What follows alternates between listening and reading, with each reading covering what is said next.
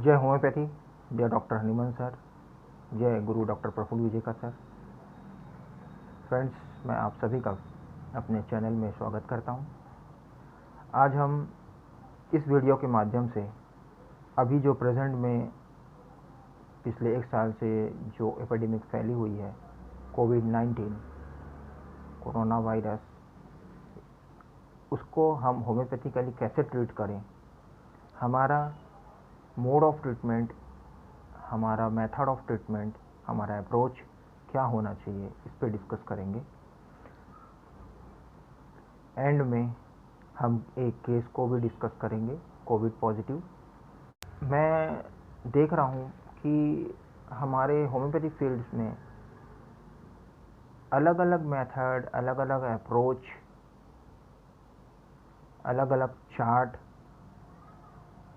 का यूज़ किया जा रहा है।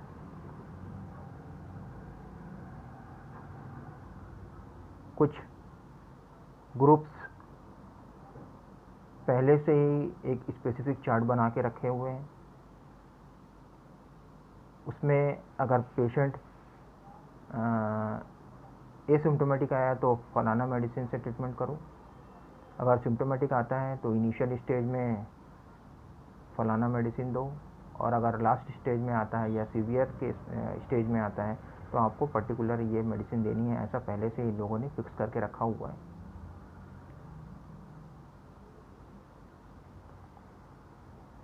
तो क्या आप होम्योपैथी में पहले से फिक्स करके रख सकते हैं मेडिसिन?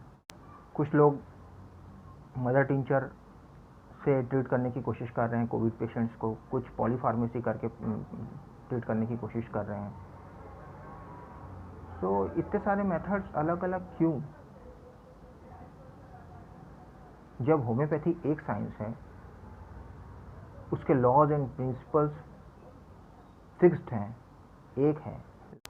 जब होम्योपैथी फिक्स्ड लॉ पे बेस्ड साइंस है, सिमिलियर सिमिलीबस क्यूरेंटू, तो हम होम्योपैथिक डॉक्टर्स का अलग अलग अप्रोच क्यों है?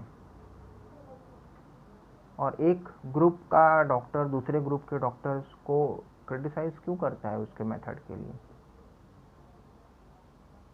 क्या ऐसा करके हम लोग होम्योपैथी को डिग्रेड नहीं कर रहे हैं? डॉक्टर हनीमैन सर ने तो क्लियरली एफोरिज्म नंबर 1 में मेंशन किया है कि restore sick to health to cure as it is term. हमको सिक पेशेंट को ठीक करना है, ना कि सिकनेस को। तो हम सिकनेस या डिजीज़ के हिसाब से पहले से कोई चार्ट बनाकर पर्टिकुलर उस चार्ट के हिसाब से ट्रीटमेंट कैसे कर सकते हैं? क्या आपको पहले से ही पता रहता है कि मेरे पास में सीपिया का पेशेंट आ रहा है, या मेरे पास में आर्सेनिक का पेशेंट आ रहा है, या मेरे पास में कैम्फर का पेशेंट आ रहा है, ब्राइनिया का पेशेंट में आ रहा है? ये आप पहले से कैसे डिसाइड करके रह सकते हैं? मेडिसिन का तो आपको तब पता चलेगा ना जब पेशेंट की आप टोटलिटी लोगे, उसकी हिस्ट्री लोगे, उसका एक पिक्चर तैयार करोगे, तभी आपको समझ में आएगा कि कौन सी मेडिसिन प्रिस्क्राइब करनी है। पहले से आप मेडिसिन फिक्स करके नहीं रख सकते, चाहे वो मदर टिंचर या पॉलीफार्मेसी का क्यों ना हो, आप पहले से ही नहीं कर सकते। जो लोग पॉलीफार्मेसी भी करते हैं या मदर टिंचर से प्रैक्टिस करते हैं, आपका भी खुद का एक्सपीरियंस होगा कि हर केस में वो मदर टिंचर, वो आपका फॉर्मूला काम नहीं करेगा, कंप्लीट क्योर नहीं करेगा। आपको फिर कुछ और ऐड करके देना ही पड़ेगा।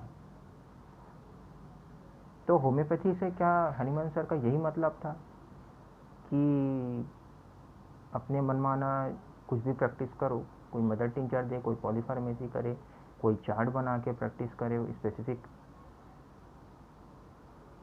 क्या हम ऐसा करके हम राइट होम्योपैथी प्रैक्टिस कर रहे हैं? क्या वाकई हम होम्योपैथी प्रैक्टिस कर रहे हैं? पे होम्योपैथिक मेडिसिन लिखी हुई मेडिसिन को प्रिस्क्राइब करना होम्योपैथी नहीं है। होम्योपैथिक प्रिंसिपल्स एंड लॉज को फॉलो करते हुए अगर हम प्रैक्टिस कर रहे हैं, मेडिसिन प्रिस्क्राइब कर रहे हैं, तो ही वो होम्योपैथी है। कई तरह की प्रिवेंटिव मेडिसिन बांटी जा रही है अलग अलग डॉक्टर्स के द्वारा।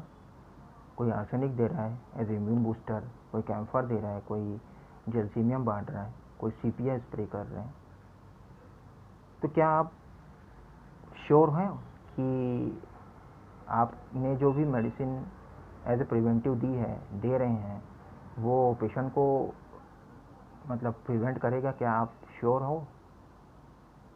क्या आप गारंटी से दे सकते हो किसी पेशेंट को कि ये मेडिसिन खा लो, आपको कोरोना नहीं होगा? नहीं दे सकते। अगर ऐसा होता तो फिर आपकी प्रिवेंटिव मेडिसिन अगर इतनी इफ़ेक्टिव होती और होम्योपैथिक होती तो इतने सारे कोविड पेशेंट्स बढ़ नहीं हो रहे होते, इतनी कॉम्प्लिकेशंस नहीं आ रहे होते, इतनी डेथ्स नहीं हो रही होती।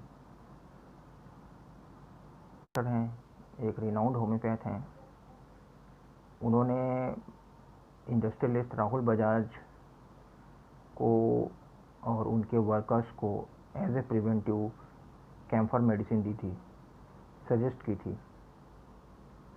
कैम्फर लेने के बाद में क्या हुआ, उनके कई वर्कर्स कोविड पॉजिटिव हुए और डेथ भी हो गई। सोचिए उस इंडस्ट्रियलिस्ट के दिल में जो होम्योपैथी के लिए रिस्पेक्ट थी, जो फेथ था, वो टूटा नहीं होगा। ये घटना जो है ना बहुत फेमस हुई है, मतलब काफ़ी हाईलाइट हुई मीडिया में, और एलोपैथिक डॉक्टर्स को एक पॉइंट मिल गया, हम लोग की एक वीकनेस और मिल गई, और उन्होंने खूब मजाक उड़ाया होम्योपैथी का और बोला कि होम्योपैथी फेक साइंस है। क्या वाकई में हम उनकी बात को प्रूव नहीं कर रहे हैं कि होम्योपैथी फेक साइंस है, ऐसा कुछ भी प्रिस्क्राइब करके या सजेस्ट करके? क्या हम ऐसा करके होम्योपैथी को डिग्रेड नहीं कर रहे हैं? तो अगर हम अलग अलग मेथड से प्रैक्टिस कर रहे हैं, इसका मतलब है कि हम डॉक्टर हनीमैन सर के इंस्ट्रक्शंस को फॉलो नहीं कर रहे हैं। सर ने अपने ऑर्गेन ऑफ मेडिसिन में होम्योपैथिक प्रैक्टिस करने के लिए सारे इंस्ट्रक्शंस दिए हुए हैं कि कैसे हमको मेडिसिन को प्रूफ करना है, कैसे मेडिसिन को प्रिपेयर करना है, कैसे हमको ट्रीटमेंट करना है, अलग अलग डिजीज़ेस, किस टाइप की डिजीज़ेस होती हैं, अलग अलग डिजीज़ में हमारा क्या अप्रोच होना चाहिए, कैसे मैनेज करना है, ठीक है। हर चीज़ ऑर्गेन ऑफ मेडिसिन में दी हुई है। तो हम ये सब चीज़ों को क्यों नहीं पढ़ते हैं, क्यों नहीं समझते हैं, क्यों नहीं फॉलो करते हैं? हनीमैन सर ने एपिडेमिक डिजीज़ को कैसे डील करना है, इसके बारे में भी इंस्ट्रक्शंस हमारे ऑर्गेन ऑफ मेडिसिन में दिया हुआ है। आज हम उसको थोड़ा समझते हैं कि क्या डॉक्टर हनीमैन सर ने इंस्ट्रक्शंस दिए हैं अबाउट एपिडेमिक डिजीज़, और हमको उसको कैसे फॉलो करना चाहिए। सो फ्रेंड्स, एफोरिज्म नंबर 100 से लेकर एफोरिज्म नंबर 102 तक डॉक्टर हनीमैन सर ने epidemic disease, sporadic disease, pandemic disease को कैसे डील करना है, इसके इंस्ट्रक्शंस दिए हुए हैं। इन एफोरिज्म्स को मैं डिटेल में तो नहीं बता सकता, क्योंकि ऐसे में वीडियो बहुत लंबा बन जाएगा। आप 100 एफोरिज्म का मैंने एक्सप्लेनेशन अपने प्रीवियस वीडियो में दिया हुआ है, उसका एक्सप्लेनेशन समझ सकते हैं। मैं अभी कुछ पॉइंट्स बताऊंगा, conclusive points in 100 to 102 Hahnemann sir ने क्या क्या बोला है, क्या क्या इंस्ट्रक्शंस दिए हैं, उसको मैं कुछ पॉइंट्स के माध्यम से आपको बताता हूँ, उसको शॉर्ट में बता रहा हूँ। सो फ्रेंड्स, 100 to 102 एफोरिज्म में डॉक्टर हनीमैन सर ने इसके ट्रीटमेंट के बारे में फॉलोइंग इंस्ट्रक्शंस दिए हैं। सबसे पहली बात, उन्होंने शुरुआत में ही लिखा है कि हमको टोटलिटी ऑफ सिम्टम तैयार करना है। जो भी महामारी फैली हुई है, जो भी एपिडेमिक डिजीज़ फैली हुई है, उसका ट्रीटमेंट करने के लिए हमें टोटलिटी ऑफ सिम्टम कलेक्ट करना है, प्रिपेयर करना है। First instruction. उन्होंने ये नहीं बोला है कि हमको पहले से ही स्पेसिफिक मेडिसिन पढ़ के देखना है कौन कौन सी मेडिसिन फ्लू में काम करती है, उसके हिसाब से पहले से चार्ट प्रिपेयर करके रख दो, ये नहीं बोला है। उन्होंने बोला है टोटलिटी ऑफ सिम्टम हमको बनाना है without any prejudice. Second instruction उन्होंने दिया है कि हमको जो एपिडेमिक डिजीज़ फैली हुई है उसका कंप्लीट पिक्चर तैयार करना है। उस डिजीज़ को आपको एपिडेमिक डिजीज़ को हर एंगल से उसकी डीप स्टडी करनी है। आपके पास जो पेशेंट आया है उसकी कंप्लीट स्टडी करनी है, डीप स्टडी करनी है और एक रियल प्योर पिक्चर तैयार करना है। नेक्स्ट इंस्ट्रक्शन उन्होंने ये दिया है कि आपका पिक्चर जो है प्योर होना चाहिए। ऐसा नहीं होना चाहिए कि इसमें आपने अपना इमेजनरी सिम्टम डाल दिया, अपना लॉजिक डाल दिया, अपनी कोई हाइपोथेसिस डाल दी। ये सब करके इसको इम्प्योर नहीं करना है। नेक्स्ट इंस्ट्रक्शन क्या दिया हुआ है ऑर्गेनन में कि हमें एपिडेमिक डिजीज़ के नेम पे फोकस नहीं करना है। क्या एपिडेमिक डिजीज़ को नाम दिया गया है,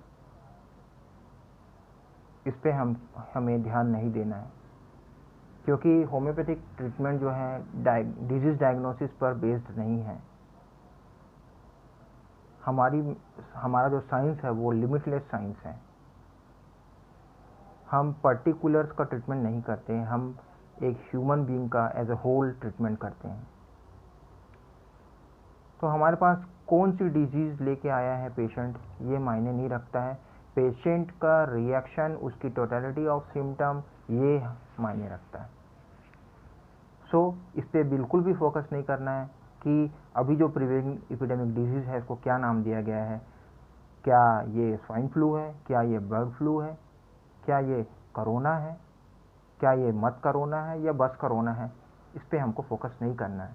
हमें फोकस करना है टोटलिटी ऑफ सिम्टम पे। हमें फोकस करना है कैरेक्टरिस्टिक PQRS सिम्टम पे। हर केस को एक फ्रेश और न्यू केस मानते हुए हर केस की डिटेल्ड स्टडी करनी है,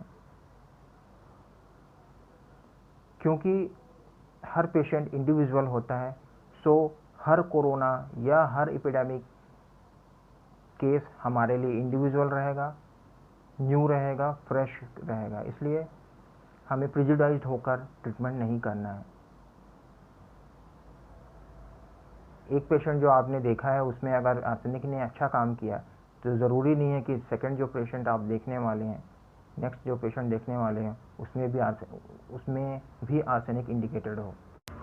चाहे फर्स्ट वेव आए, सेकंड वेव आए या थर्ड वेव आए उस एपिडेमिक डिजीज़ का, हमें हर वेव में हर पेशेंट को न्यू केस मानते हुए उसकी फ्रेश स्टडी करनी है और उसको टोटलिटी ऑफ सिम्टम के बेसिस पे मेडिसिन देनी है। हैनीमैन सर बोलते हैं कि जितने ज़्यादा नंबर ऑफ पेशेंट्स आप देखते जाएंगे ना, उतनी ज़्यादा आपको उस एपिडेमिक डिजीज़ का पिक्चर कलेक्ट होता जाएगा, पिक्चर क्लियर होता जाएगा। आप ज़्यादा नंबर ऑफ पेशेंट्स देखने से ये भी समझ में आने लगेगा कि कौन सी मेडिसिन से के पेशेंट्स ज़्यादा आ रहे हैं, कौन सी मेडिसिन के सिम्टम लेकर पेशेंट्स ज़्यादा आ रहे हैं।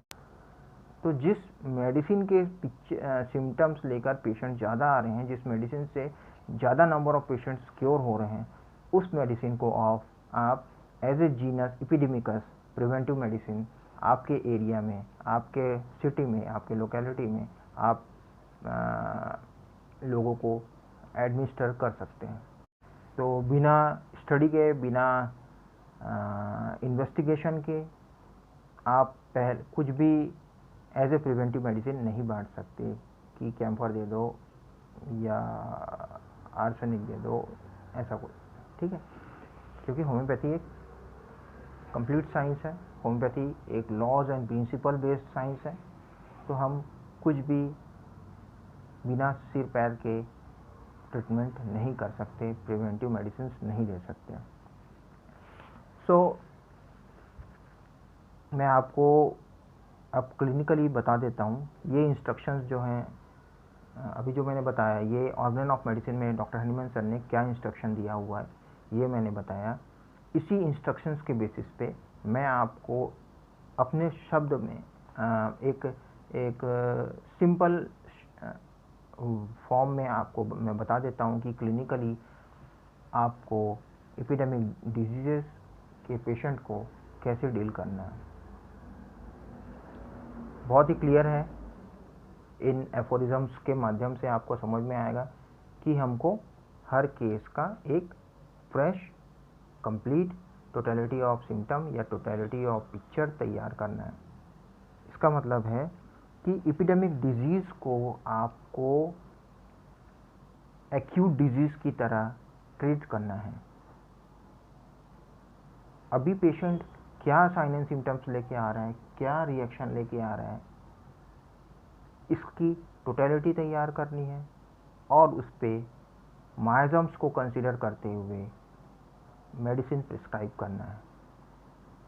उस केस में आपको PQRS सिम्टम देखना है, सिफिलिटिक रूब्रिक ढूंढने की कोशिश करना है और इसके बेसिस पे आपको प्रिस्क्राइब करना है।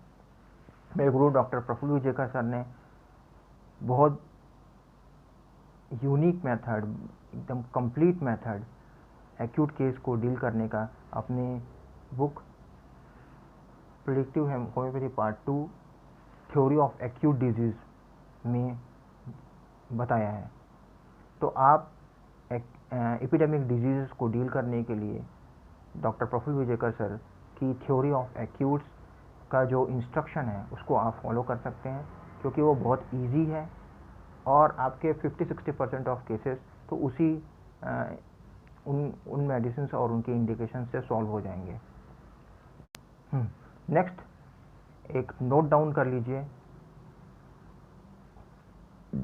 अगर आपके पास कोई क्रॉनिक रेस्पिरेटरी डिजीज़ का patient, chronic bronchitis, chronic asthma या COPD, इस टाइप के डिजीज़ेस एटसेट्रा, इस टाइप के डिजीज़ का पेशेंट अगर आपके पास में कोविड पॉजिटिव होकर या कोरोना का ट्रीटमेंट करवाने आता है, तो ऐसे केसेस में आपकी एक्यूट मेडिसिन काम नहीं करेगी, क्योंकि जो साइन एंड सिम्टम्स वो लेके आया है, कफ, कोल्ड, फीवर, ब्रीथलेसनेस, है ना, एटसेट्रा, ये अभी का नहीं है उसका, ये तो पहले भी था, लेकिन अभी कोविड पॉजिटिव होने के बाद में वो एग्रावेट हो गया। मतलब this is acute exacerbation of chronic disease. तो हमको ऐसे केसेस में एक्यूट मेडिसिन नहीं देना है। यहाँ ऐसे केसेस में हमको उस पेशेंट को ट्रीट करने के लिए कॉन्स्टिट्यूशनल मेडिसिन की ज़रूरत पड़ेगी। तो ऐसे केसेस में आपको कंप्लीट केस टेकिंग करनी है और पेशेंट के बेसिक नेचर, मतलब इनेट कैरेक्टर प्लस उसमें जो आपको PQRS या सिफिलिटिक कुछ रूब्रिक मिल रहा है, तो उसको मैच करके एक कंप्लीट पिक्चर, कंप्लीट टोटलिटी तैयार करके कॉन्स्टिट्यूशनल मेडिसिन देनी है, तभी वो क्योर हो पाएगा। अदरवाइज आप एक्यूट मेडिसिन देंगे तो वो पार्शली काम करेगी, फिर आपको कुछ और देना पड़ेगा, फिर कुछ और, ऐसे में केस स्पॉइल हो जाएगा। आपको डायरेक्ट आप उसके इम्यून सिस्टम को टारगेट करते हुए, as a human being, as a whole को टारगेट करते हुए मेडिसिन देनी पड़ेगी, क्योंकि इम्यूनिटी तभी इम्प्रूव होगी एक क्रॉनिक केस पेशेंट में जब आप उसकी कॉन्स्टिट्यूशनल मेडिसिन दोगे। जिन कोविड पेशेंट्स ने एलोपैथिक ट्रीटमेंट लेकर रिकवर किया है, उनमें सीवियर इन्फेक्शंस या उन सेकेंडरी इन्फेक्शन हमको देखने को मिल रहा है, जैसे in the form of mucormycosis या ब्लैक फंगस या वाइट फंगस, इस टाइप की बीमारियां हमको देखने को मिल रही है। This is all because of the very lethal and invasive allopathic treatment. This is bad effect of lethal, aggressive, invasive allopathic treatment. जो मेडिसिन उन्होंने यूज़ किया है उससे हमारा उस पेशेंट का इम्यून सिस्टम कम्प्लीटली क्रैश हो गया है और पेशेंट इम्यूनो कॉम्प्रोमाइज्ड हो गया है, जिसकी वजह से अपॉर्चुनिस्टिक इन्फेक्शन, अपॉर्चुनिस्टिक जो पैथोग्नोमिक डिजीज़ प्रोड्यूसिंग जो ऑर्गेनिजम्स हैं वो अब इन्फेक्ट करके अपना डिजीज़ प्रोड्यूस कर रहे हैं। तो ऐसे केसेस में भी आपको एक्यूट मेडिसिन काम नहीं करेगी। यहाँ पे आपको पेशेंट की मेडिसिन देनी है, मतलब उसको उसकी कॉन्स्टिट्यूशनल मेडिसिन देना है।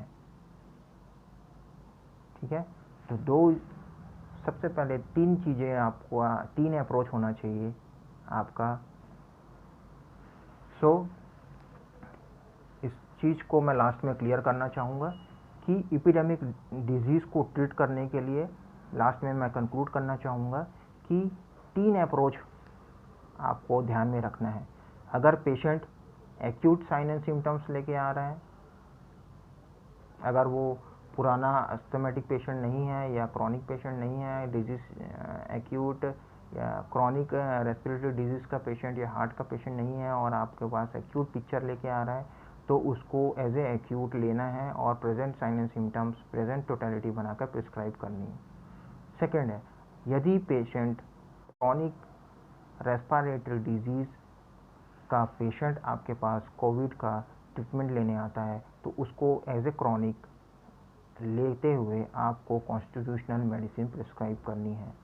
थर्ड है, अगर कोई आप after allopathic treatment secondary symptom लेके आ रहा है या एब्यूज़ ऑफ मेडिकामेंट के सिम्टम्स लेके आ रहा है या अपॉर्चुनिस्टिक इन्फेक्शन लेके आ रहा है जैसे कि म्यूकरमाइकोसिस एक्सेट्रा, तो ऐसे केसेस को भी आपको कंप्लीट क्योर करने के लिए उसके जेनेटिक कोड को स्टिमुलेट करना पड़ेगा, उसके वाइटल फोर्स को स्टिमुलेट करना पड़ेगा, उसको डीपर लेवल की मेडिसिन देनी पड़ेगी और वो मेडिसिन होती है एंटीसोरिक मेडिसिन देनी पड़ेगी और वो medicine only genetic constitutional medicine होती है। ठीक है, चलिए एक केस लास्ट में एक केस डिस्कस कर लेते हैं। एक होम्योपैथिक डॉक्टर ने मुझे कांटेक्ट किया कि उनके brother in law Covid positive हैं और उनका फीवर नहीं जा रहा है। लास्ट 1 वीक या 10 डेज से उनको फीवर आ रहा है और मेडिसिन लेते हैं, ठीक हो जाता है, फिर फीवर आ जाता है, ऐसा चल रहा है और उनका फीवर नहीं जा रहा था। तो मैंने उस पेशेंट से टेलीफोनिक कन्वर्सेशन किया और फिर मेडिसिन प्रिस्क्राइब की। तो पेशेंट ने मुझे क्या बताया वो मैं आपसे शेयर कर रहा हूँ। फर्स्ट है, जब मैंने पेशेंट से बात की तो चीफ कंप्लेंट था कि उसका फीवर ऑन ऑफ हो रहा है, कम्प्लीटली नहीं जा रहा है। सेकेंड है, बहुत ज़्यादा वीकनेस थी पेशेंट में। थर्ड, लैक ऑफ एपेटाइट, भूख बिल्कुल नहीं लग रही थी, वीकनेस और फीवर, ये 3 कंप्लेंट्स उसने मुझे फ़ोन पे बताया। मैंने पूछा, जब पेशेंट का रिएक्शन जानना चाहा तो मैंने पूछा कि आप फीवर के टाइम पे क्या करते हैं, आपके नेचर में क्या चेंज आता है? तो बोला कुछ नहीं सर, जब भी फीवर आता है ना मुझे नींद आती है और मैं सो जाता हूँ, फीवर उतरता है, मैं उठता हूँ, फिर अपने रूटीन के काम में लग जाता हूँ। मोबाइल मेरा रूटीन, अभी तो जॉब है नहीं क्योंकि लॉकडाउन चल रहा है, तो मोबाइल पे वीडियो गेम खेलना, यूट्यूब में वीडियोस देखना, कुछ मूवीज़ देख लेता हूँ, ऐसा मेरा टाइम निकल जाता है। मैं बोला आपको कोविड पॉजिटिव है, फिर भी इससे रिलेटेड कोई चिंता या डर? तो बोले नहीं, मुझे तो कोई चिंता नहीं है, कोई टेंशन नहीं है, मैं तो जैसे पहले अपनी लाइफ जी रहा था अभी भी वैसे ही जी रहा हूँ, बस फीवर आए तो सो जाता हूँ, फीवर ठीक हुआ तो उठ जाता हूँ और अपने काम में लग जाता हूँ, फीवर के अलावा मुझे कोई प्रॉब्लम नहीं है। ठीक है, इतने ही शॉर्ट में मुझे इतना इन्फॉर्मेशन मिला और इस पर मैंने मेडिसिन प्रिस्क्राइब की। तो आप लोग अगर ध्यान दें इस केस में, बहुत ही सिंपल केस है, इसमें आपको सिफिलिटिक सिम्टम भी मिल जाएगा। सो मैंने इस केस में क्या कंसिडर किया, इस केस में 2 चीज़ें बहुत इम्पॉर्टेंट है। First, during fever patient drowsy हो जा रहा है, स्लीपीनेस आ रही है पेशेंट में, वो फीवर में सो जाता है, ये एक कैरेक्टरिस्टिक सिम्टम है CPR सिम्टम हमको मिल गया कि ड्यूरिंग फीवर वो सो जाता है। हर कोई ऐसा रिएक्ट नहीं करता है। सो जाता है मतलब उसको नींद लग जाती है, वो अपने आप को रोक ही नहीं सकता सोने से। तो ये बहुत कैरेक्टरिस्टिक सिम्टम है। सेकंड, हमको जो उसका रिएक्शन है कि कोविड पॉजिटिव होते हुए भी वो इतना कूल काम है, उसको कोई टेंशन नहीं है, कोई डर नहीं है कि वो कोविड का पेशेंट है। नहीं तो दूसरों को आप देखोगे कि जैसे डायग्नोसिस होती है कि कोविड पॉजिटिव है, लोगों को हार्ट अटैक आ रहा है, लोग डिप्रेशन में चले जाते हैं, लोग पैनिक हो जाते हैं। लेकिन इसका ऐसा कुछ नहीं है, टेंशन फ्री है, कोई कंप्लेंट नहीं, कोई डिमांड नहीं, कोई टेंशन नहीं, बिंदास।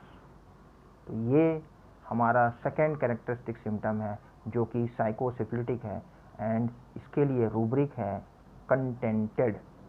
पेशेंट पूरी तरह से कंटेंटेड है, संतुष्ट है, उसको कोई टेंशन नहीं है ना। सो इसमें मैंने 2 रूब्रिक्स लिए। First, falling asleep fever during, and second है contented forgets all his ailments and pain. Second वाला जो रूब्रिक है, contented forgets all his ailments and pain, ये साइकोसिफिलिटिक रूब्रिक है।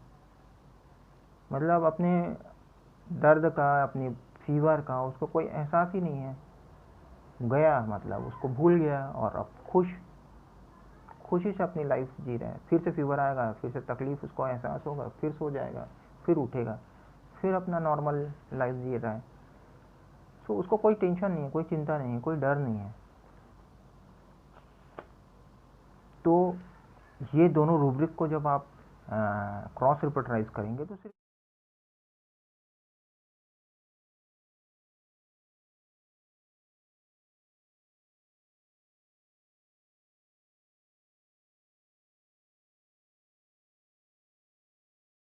एक ही मेडिसिन आती है, ओपियम। सो इस पेशेंट को मैंने ओपियम 30 का सिंगल डोज दिया। फॉलोअप में पता डॉक्टर ने बताया कि उसको फीवर नहीं आया है। एक डोज देने के बाद ही फीवर आना बंद हो गया, उसकी एपेटाइट इम्प्रूव हो रही है धीरे धीरे। ये फीवर वगैरह जो आने के पहले ना सर्दी वर्दी हुई थी, तो वो उसको फिर से छींक आ रही है, नाक बह रही है, ये कंप्लेंट कर रहा है। पहले कंप्लेंट नहीं कर रहा था, अब ये कंप्लेंट कर रहा है कि मुझे छींक आ रही है। तो ये सोरा की ओर रिटर्न हो रहा है। साइकोसिफिलिस से सोरा की ओर पेशेंट रिवर्स ऑर्डर में क्योर हो रहा है। तो कितना सिंपल है, अगर आप किसी लॉजिक, लॉ एंड प्रिंसिपल्स को फॉलो करते हुए आप अगर होम्योपैथिकली किसी केस को डील करते हैं तो वो कितना इजी और सिंपल हो जाता है। अगर आप doctor Hahnemann, doctor professor Vijaykar sir के चार्ट के हिसाब से, थ्योरी ऑफ एक्यूट्स के हिसाब से भी इसको ट्रीट करने के लिए जाओगे ना, तो भी आपको ओपियम ही आएगी, क्योंकि उसमें activity, decreased sleep overpowering, thirsty, ये अगर आप देखेंगे तो मेडिसिन आपका ओपियम आएगी। तो चाहे किसी भी अप्रोच से ट्रीट करो, अगर आपका मेथड राइट है तो मेडिसिन भी एक ही आएगी। आई होप आपको ये वीडियो में कुछ यूज़फुल नॉलेज मैं शेयर करने में कामयाब हो पाया होगा। आई होप आपको कुछ यूज़फुल मिला होगा मेरे इस वीडियो से। तो प्लीज़ मेरे वीडियो को लाइक करिए ताकि मुझे एनकरेजमेंट मिले नेक्स्ट वीडियो बनाने के लिए। प्लीज़ कमेंट ज़रूर करिएगा ताकि मैं अपने आप को इम्प्रूव कर सकूं, या आपको अगर कुछ क्वेरी हो, कुछ कंफ्यूजन हो तो मैं उसको सॉल्व कर सकूं। प्लीज़ सब्सक्राइब करिए, लाइक करिए, and see you in the next video with new case of COVID positive. Thank you.